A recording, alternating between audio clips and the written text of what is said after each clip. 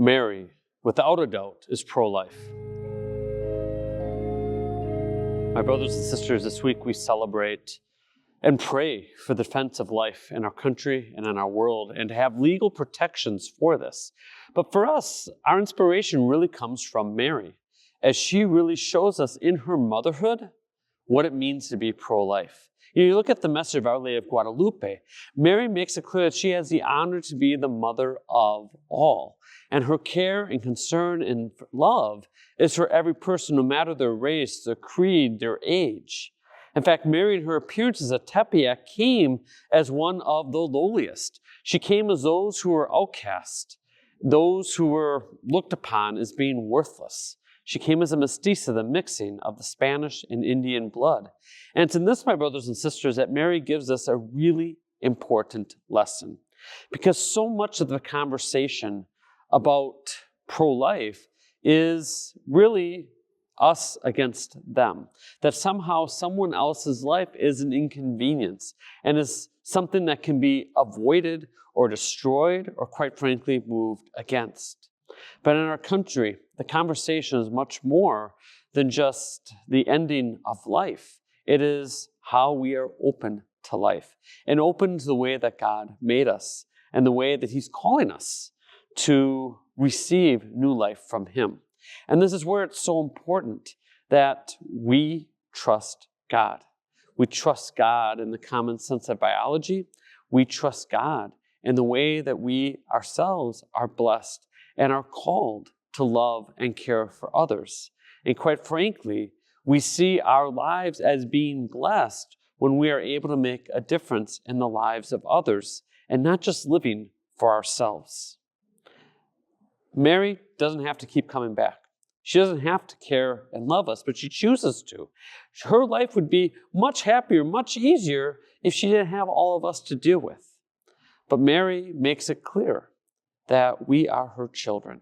And this is where, if we are truly going to pray for legal protections, for defense of life in our country, we have to be willing to imitate Mary in the way that we pray and defend life. Another point here, though, it's not just about rhetoric. It's about charity. It's about action. And it's about us being willing on a daily basis, when called for, to really defend the dignity of life for others. And this takes so many forms. I truly believe that if we understood what God's plan for us and others is, it would change our perspective completely, all of us, no matter what side of the political spectrum we are on. But the biggest thing is being willing to suffer in love, being willing to make those sacrifices. This is what's clear and key. And this is where imitating Mary is so important. Last point. We believe that Mary was assumed body and soul into heaven.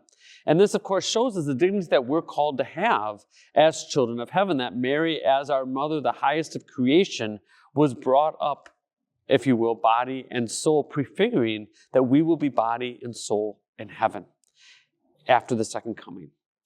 And we need to live like that here on earth. We need to respect the bodies of everybody and to respect their dignity to live and to truly grow in this life.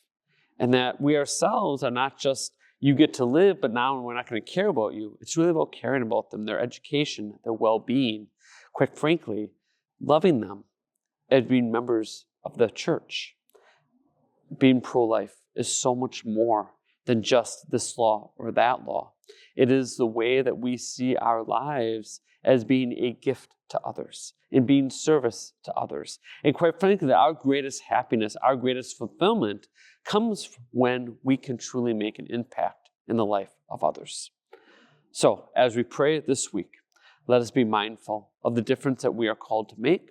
Let us embrace the ways that we're already making those differences and not resent the opportunities that God has given us to truly care and defend the dignity of others. And let's keep looking for the ways that we can make changes in our own local community and our own families. And let us always do that in honor and praise of Mary. Magnificat anima mea Dominum. My soul magnifies the Lord.